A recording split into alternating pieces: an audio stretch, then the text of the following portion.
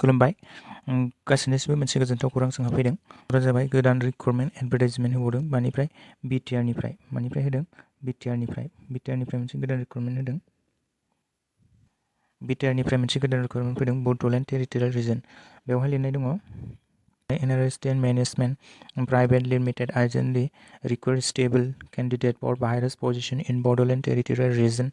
for details given below. बेवहाय होनाय दं name of post, number of vacancies, minimum qualification,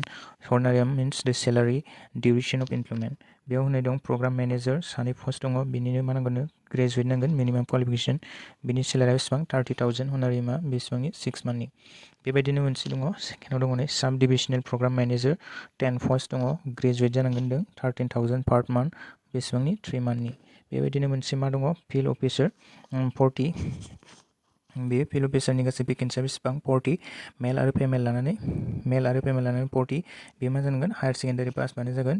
सेलारिया बेसेबां अनारियामा 10,000 बेबो डिउरेसना बेसेबां 3 months डिउरेसना बेसेबां जोंना 3 months नङा होमबा डिउरेसना बेसेबां 3 months नङा होमबा मानिया सब डिविजनल प्रग्राम आरो फिल्ड अफिसारनिया बेनो प्रग्राम मैनेजर दं बे प्रग्राम मैनेजरना मोननै पोस्ट ग्रेजुएट 30,000 बेनिया सेलारिया बांसिन आरो बेसेबां पोस्टआबो खम नङा होमबा गोबां खम सानैल' 6 monthनि थाखाय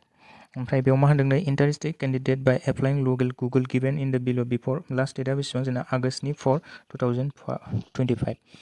आगष्टनि 4 तारिखसिम बा नोंथांमोना हानायमानि थाबैनो एप्लाइ खालामदो दानिया फैदो माबोरै एप्लाइ खालामनांगौ आरो एप्लाइ खालामनायाव नोंथांनि एलिजिबोला माबायदि जानांगौ गाहायाव नायनि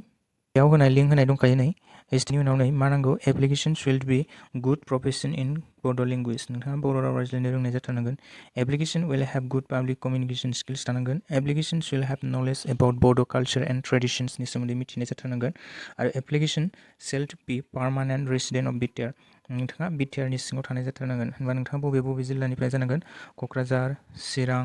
होनबा बाक्सा तामुलपुर आरो उदालगुरि जिल्लानिफ्राय नोंथाङा बे मोनबा जिल्लानिफ्राय जाथारनांगोन अब्लासो नोंथाङा बे पोस्टफ्राव गोजौआव होनाय पोस्टफोर होनबा गोजौआव होनाय पोस्टफोर मा पोस्टमोन program manager sub divisional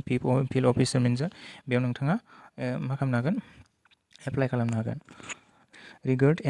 NRDS Management Private Limited बिनि हेडक्वार्टारा मायाव दङ जोंहा क'क्राझारावनो दङ नङा होमबा जायफोरा थांखांबाय बेयाव बिसोर मिन्थिखागोन क'क्राझाराव थांग्राफ्रा दानिया माबोरै फिलआप खालामनांगौ फारि नायलांदोनिफ्राय